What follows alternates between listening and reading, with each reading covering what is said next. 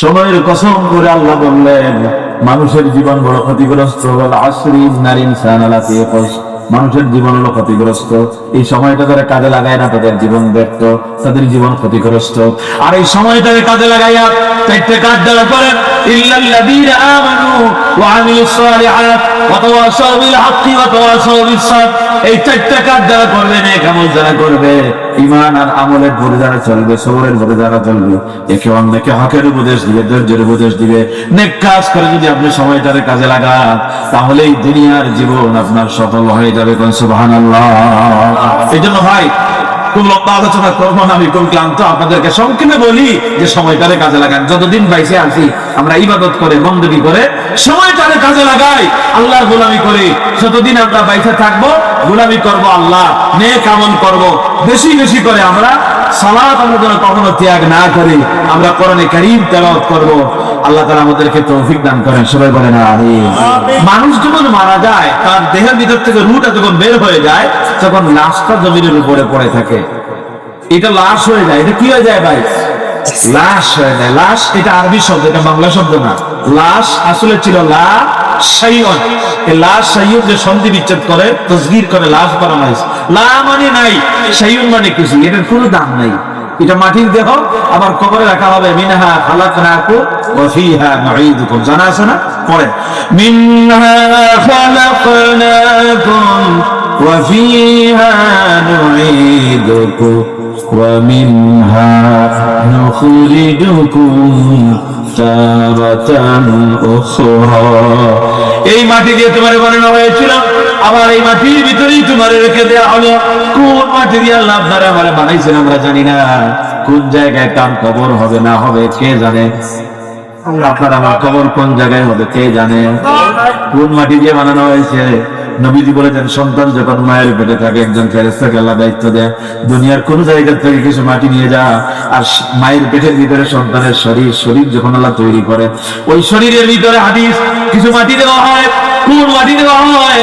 নবীজি বলেছেন, ওই লোকটা দুনিয়ায় আসার পর তার মায়ের পেট থেকে ভূমিষ্ঠ হলো, দুনিয়ার জীবন শেষ করলো, ইন্তেকাল করে সে যখন মারা গেল, যেই মাটির মধ্যে তারে রেখে দেওয়া হলো, যেই মাটির মধ্যে মিশে যায়, ওই মাটি দিয়েই আল্লাহ তারে বানিয়েছিলেন। সুবহানাল্লাহ। এই জন্য বলা হয় মিনহা খালাকনাকুম। এই মাটি দিয়ে তোমারে বানানো হয়েছে।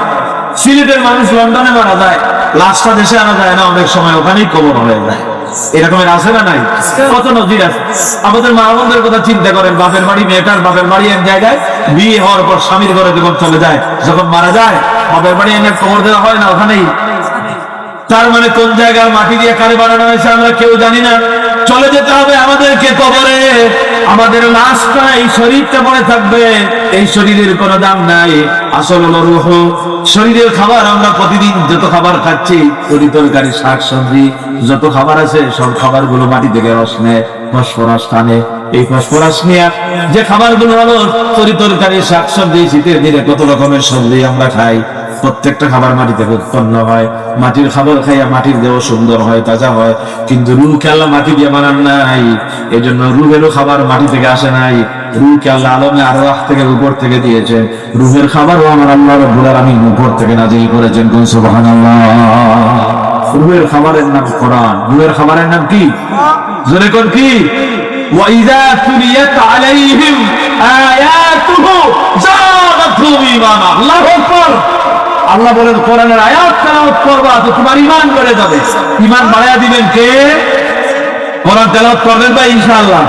না এটা মেসাব নম্বরে দায়িত্ব দিয়েছি, তারা বড় বাগান প্লিজ শরীরাতুল মাসা 10 জন মেসাব দাওয়াত দিয়ে আমরা খতম করাই। মার আমরা বুরকা দাওয়াতের সাথে ব্যস্ত করাই দিন কোরআন দিয়ে। নাকি নাকি দান না না না, আল্লাহ মেসাবদের জন্য কোরআন নাযিল করেন নাই।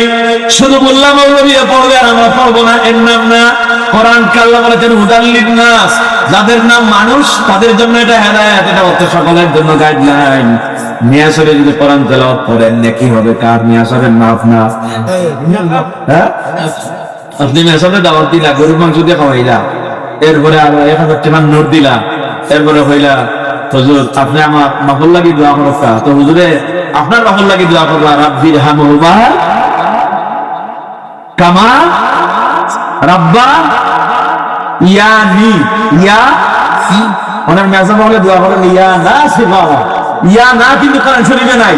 কোরআনে কারিমে আছে ইয়ানি মানে আমার। আপনি হুজুরের টাকা দিলেন, 1000 টাকার কেড়ে নোট দিলেন, গরুর গোশত দিয়ে খাওয়াইলে, হুজুরে কোরআন তেলাওয়াত করলো, আর বললেন হুজুর আপনি দোয়া করেন আমার বাপের জন্য, কিন্তু আপনার বাপের জন্য দোয়া হইল না, আপনার আমও গেল, সালাও গেল, সব লাভ হইল হুজুরে। হ্যাঁ,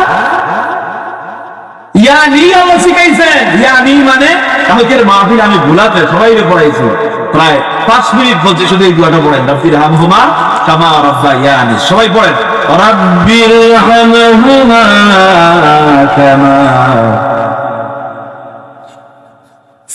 কেউ জবান বন্ধ করে থাকবেন না, আবারও পড়েন, রাব্বিরহামহুমা কামা রাব্বায়ানি সগীরা।